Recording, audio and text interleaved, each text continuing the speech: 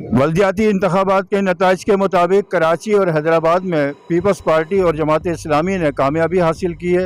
हैदराबाद में सिर्फ peoples party कामयाब हुई है, जबकि कराची में पीपल्स पार्टी और जमात इस्लामी की बरतरी आई है, जिसके नतीजे में हैदराबाद में पीपल्स पार्टी अपना मेयर लाने की तैयारियों में है, जबकि कराची में जमात इस्लामी के साथ PTI और पीपल्स पार्टी के राब्ते हैं मेयरशिप के सिलसिले में।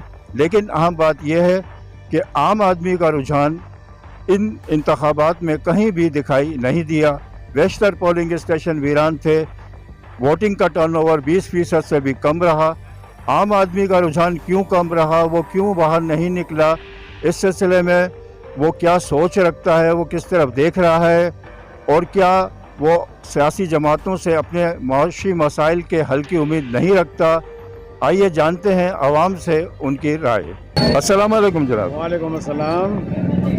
मुशाहिदा ये हुआ गुज़िश्ता बल्दियाती इंतखाबात में जो 15 जनवरी को मुनक़िद हुए, उन इंतखाबात में टर्नओवर 20% से भी कम रहा। बहुत कम लोग घरों से निकले। बाज़ पोलिंग स्टेशन पे तो बिल्कुल भी कोई वोटर नज़र नहीं आ रहा था। तो इस सारी सूरत हाल को आप किस तरह देखते हैं? असल में तो बात ये थी कि इलेक्शन में पब्लिक का ना निकलना सबसे बड़ी वजह तो ये है कि समझ ही नहीं आ रहा था इलेक्शन होंगे या ना होंगे। और उसके बाद ये हमारी जो तंजीम है हमसे वोटें लेती हैं और सौदा कर देती हैं आगे जाकर। क्या वोट दें किसी को? हम लोग वोट देने का कोई सवाल नहीं, क्योंकि कोई मसले का हल नहीं है, ना कोई मसला ही हल कर सकते हैं। इनको चाहिए पैसा, ये पैसा ले लेते हैं, वोटों का सौदा कर देते हैं। सौदा करने का आवाम तो बेचारी रुल जाती है ना। यहाँ कोई वली वारिस ही नहीं है मुल्क से, हमारे हैदराबाद कराची का। तो ये इलेक्शन नहीं है, ये सिलेक्शन है।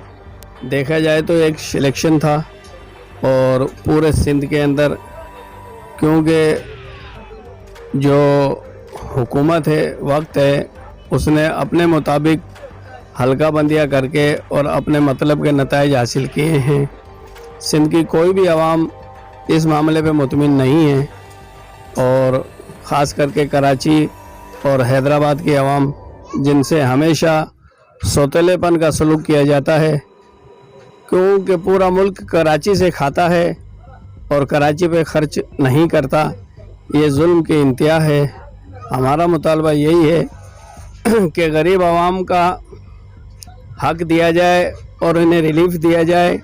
कराची और हैदराबाद का जो हक है वो इन्हें मुकम्मल तौर पे दिया जाए, जिससे मुल्क हमारा तरक्की करे। जो बल्दियाती इलेक्शन हुए ना वो गैर जानिबदार हुए हैं। इसके अंदर धांधली ज़्यादा हुई है, क्योंकि जो वोट मेरा वोट डल गया, मैं गया ही नहीं।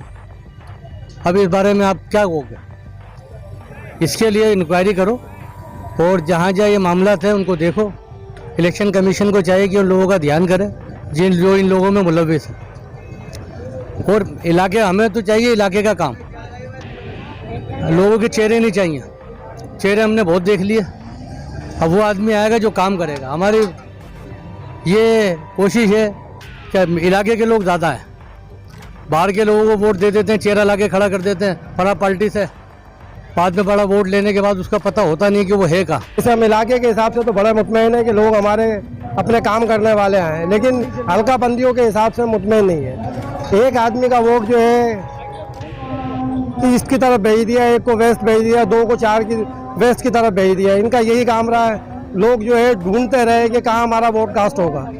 818300 पे काउंट करके हमने पर्चियाँ ढूंढी है, 2-2 घंटे हमारे ज़ाया हुए हैं। इस इलेक्शन से हम मुतमईन नहीं है। बहरहाल इलेक्शन जो हुआ है वो साफ हुआ तो नहीं है। बहरहाल जो जीतने वाले धांधली की सुनने में आ रहा है कि धांधली हुई है, हकीकत क्या है अल्लाह जानता है। खत्म की जाए, ये इलेक्शन बिल्कुल गलत है और गरीब आवाम पिस के रह गई है। गरीब आवाम का सोचते नहीं और हल्का बंदी उन्होंने ऐसे करती, किसी का वोट कहाँ कर दिया, किसी का वोट कहाँ कर दिया।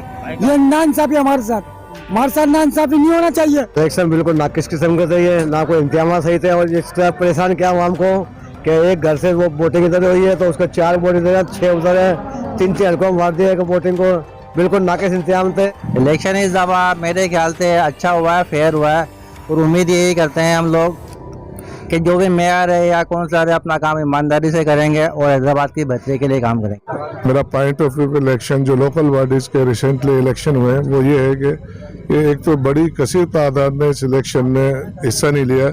उसका टर्न आउट के हवाले से जिस तरह मेरे खदशात हैं, इसी तरह सिंध के शहरी आवाम के बड़े खदशात हैं कि वो अबाउट 10% जो मैनेज किया गया है वो भी 10% नहीं है, उससे भी बिलो है इसका टर्नआउट। एक तो ये, और दूसरा जो इसकी हल्का बंदियाँ की गई हैं, इसका बड़ा ही इशू है कि शहरी इलाकों के लोगों को, अक्सरियती इलाके के लोगों को इस वोट कास्टिंग से महरूम रखा गया है और इंटेंशनली और ज़बर के तौर पर जो है सिटी मेयर्स, अर्बन मेयर्स भी जो है देहात के पसमानदा लोगों को दिया गया है।